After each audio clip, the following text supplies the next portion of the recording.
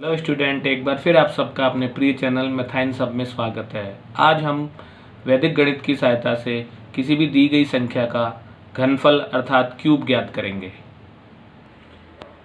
किसी भी दी गई संख्या का घनफल ज्ञात करने के लिए हम पहले निकलम विधि का उपयोग करेंगे। जैसे हमको एक संख्या दी गई है 106, उसका घनफल ज्ञात करना है। तो जैसे हम निकलम में आपको ध्यान होगा वर्ग में आधार मानते थे, वैसे ही इसमें आधार मानेंगे। संख्या 100 के पास में है, इसलिए आधार हो जाएगा इसका 100। और विचलन 100 से संख्या अधिक है, इसलिए विचलन होगा प्लस में +0.6। अब हम लिखेंगे इसका सूत्र हमारा होता है निकलम विधि का संख्या प्लस 2 गुणा विचलन। पहले खंड में ये आता है, दूसरे खंड में होता है 3 गुणा विचलन का स्क्वायर, तीसरे खंड में होता है विचलन का क्यूब। संख्या की जगह 106 प्लस 2 गुणा विचलन है हमारा 0.6, विचलन का स्क्वायर 6 का स्क्वायर, विचलन का क्यूब 6 का क्यूब। 106 प्लस 6 दूनी 12, निकलम रेखा 3 गुणा 6 का स्क्वायर होता है 36 और 6 का क्यूब होता है 216।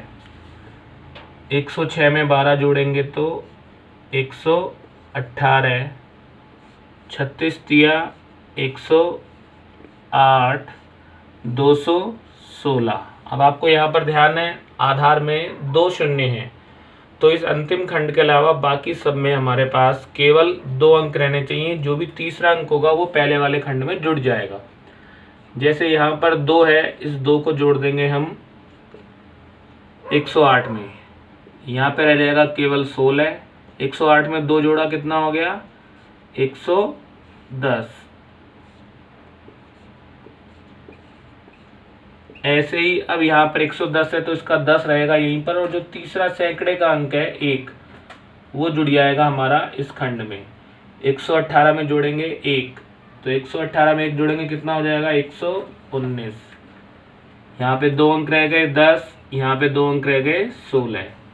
तो इस तरह से आपको ये प्राप्त हुआ 106 का घनफल 119, 10, 16।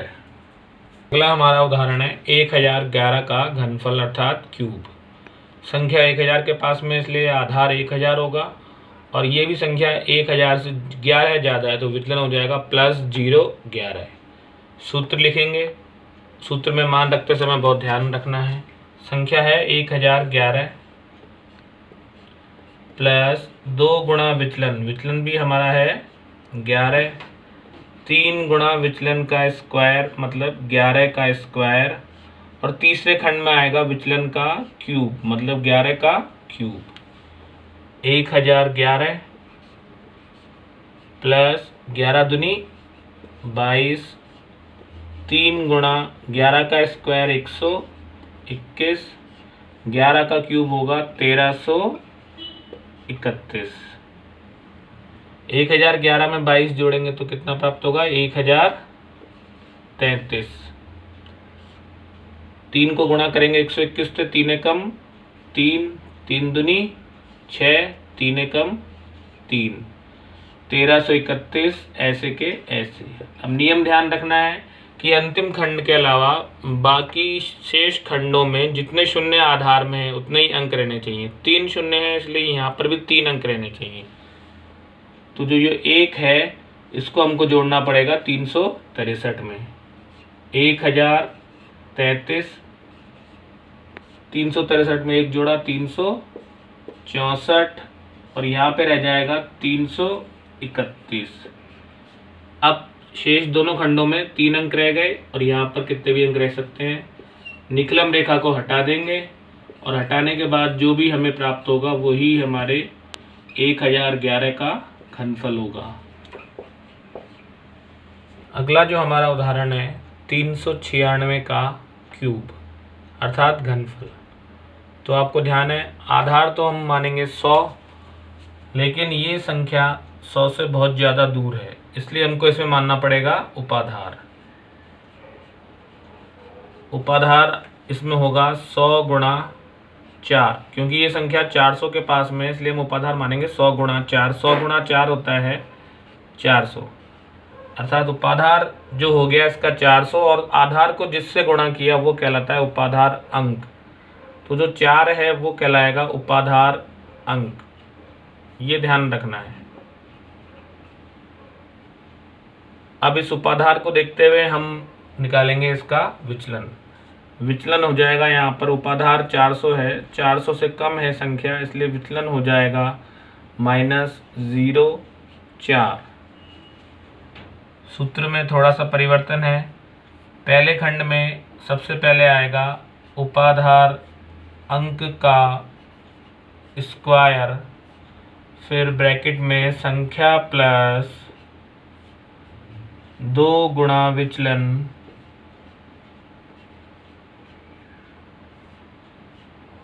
दूसरे खंड में आएगा उपाधार अंक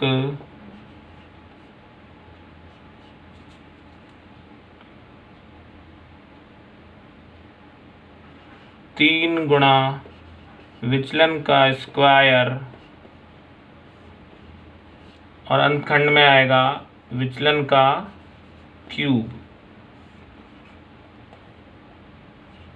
तो इस तरह से ध्यान रखना है। सूत्र में थोड़ा सा परिवर्तन हुआ है। पहले खंड में उपाधार अंक के स्क्वायर से गुणा किया है और दूसरे खंड में उपाधार अंक से गुणा किया है।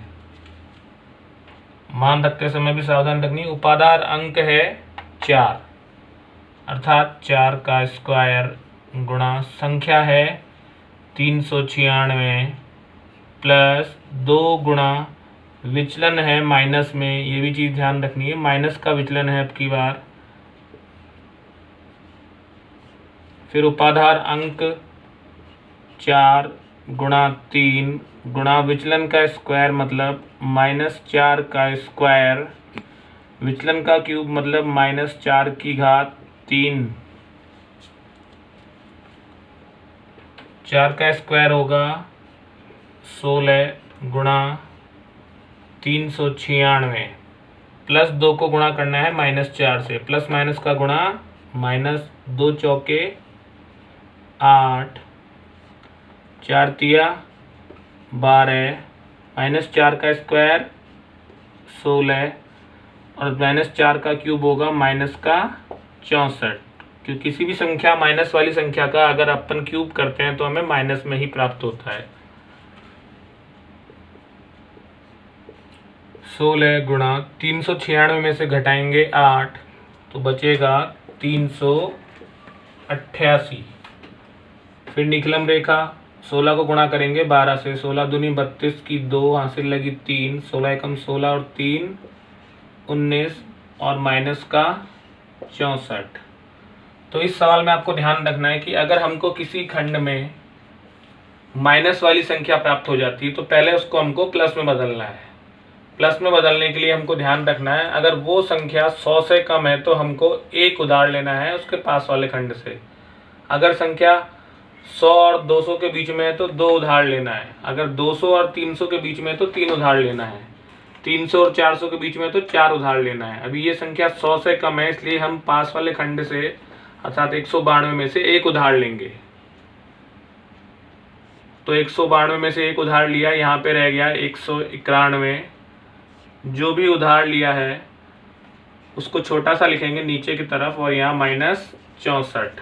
16 को 388 से गुणा करेंगे, 16 अट्ठे 128 की 8 हासिल लगी 12, 16 अट्ठे 128 और 12 140 की 0 हासिल लगी 14, 16 तिया 48 और 14 62।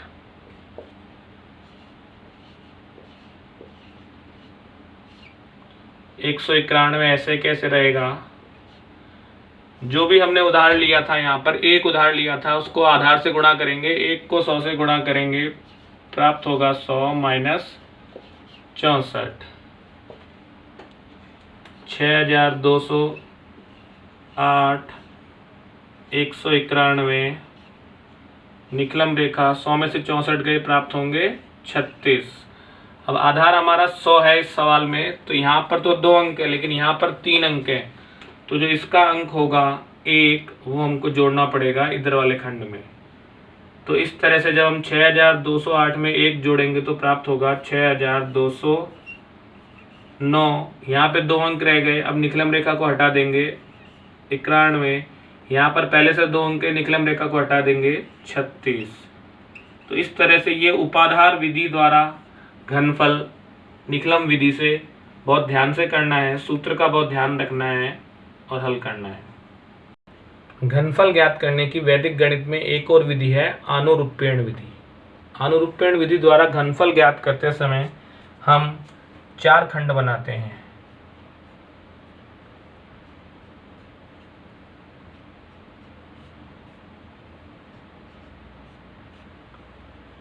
जो चौथा खंड है उसमें इकाई का घन अर्थात क्यूब, तीसरे खंड में इकाई का स्क्वायर, दूसरे खंड में इकाई की घात 1, और जो पहला खंड है उसमें ठीक उल्टा है इसका, दहाई का क्यूब, दहाई 9 है, फिर दहाई का स्क्वायर,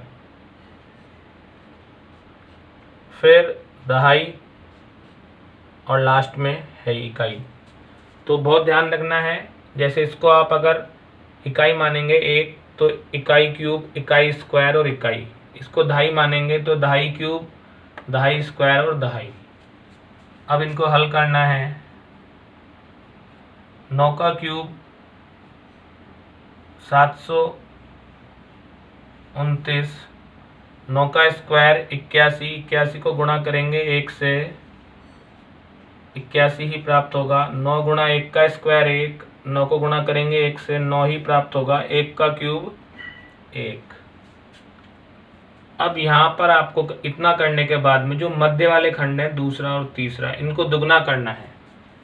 81 का दुगना 162, 9 का दुगना 18, और यहाँ पर एक लाइन खींच देनी है। और अब इसके चारों भाग अलग अलग करके लिखने हैं, जिसमें बीच वाले दोनों भागों का जोड़ होगा। सबसे पहले 729, 2 और 1 3, 8 और 6 14 की 4 हासिल लगी, 1 और 1 2, 18 और 9 27 और 1 ऐसे के ऐसे। तो इस तरह से आपने देखा हमको 4 खंड प्राप्त हो गए। अब हर खंड में इसमें केवल एक ही अंक रहना चाहिए, क्योंकि इसमें हमने कोई भी आधार नहीं माना है। इस वाले खंड में केवल 1 रहेगा। 27 का 7 यहाँ रहेगा, 2 को जोड़ देंगे 243 में, 243 में 2 जोड़ेंगे प्राप्त होगा 245, 729। अब 1 ऐसे कैसे रहेगा, यहाँ पर 7 भी ऐसे कैसे रहेगा। 245 का जो 24 है उसको जोड़ेंगे हम 729 में, यहाँ पर रह जाएगा 5, और 729 में जोड़ देंगे 24, 729 प्लस 24, 729 में 24 जोड़ेंगे हमें प्राप्त होगा 753। शेष सभी खंडों में एक ही अंक रह गया। इस तरह से आनुरूप्यण में हमें घनफल करने पर 91 का प्राप्त होगा 7,53,571। एक और उदाहरण द्वारा हम इस आनुरूप्यण विधि को समझते हैं। 56 का क्यूब, इधर से शुरू करना है। सबसे पहले इकाई का क्यूब अर्थात 6 का क्यूब, फिर इकाई का स्क्वायर, फिर इकाई की घात 1। पहले खंड में वापस इधर आ जाएंगे, दहाई का क्यूब, दूसरे में दहाई का स्क्वायर, फिर दहाई की घात 1। तो इस तरह से ध्यान रखना है, यहाँ पर इकाई का क्यूब है और यहाँ पर है दहाई का क्यूब। इधर से दहाई की घात कम होती है, इधर से इकाई की घात कम होती है।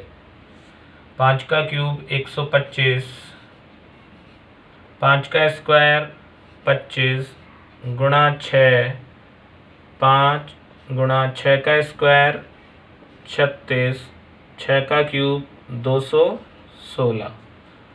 अब एक बार इनको गुणा करेंगे वापस। 125 तो ऐसे कैसे रहेगा, 25 छिक्के 150, 36 को 5 से गुणा करेंगे, 5 छिक्के 30, 5 तिया 15 और 3 18, 216। अब ध्यान है आपको, बीच वाले जो दोनों खंड हमें प्राप्त हुए हैं उनको क्या करना है, दोनों को दुगना करना है। 150 का दुगना 300, 180 का दुगना 360। फिर हमको ये लाइन खींच देनी है। बीच वाले जो भी दोनों खंड हैं उनको दुगना किया और उसके बाद जो भी प्राप्त होगा उनको जोड़ते जाएंगे। 216, 8 6 14 की 4 हासिल लगी, 1 1 2 और 3 5,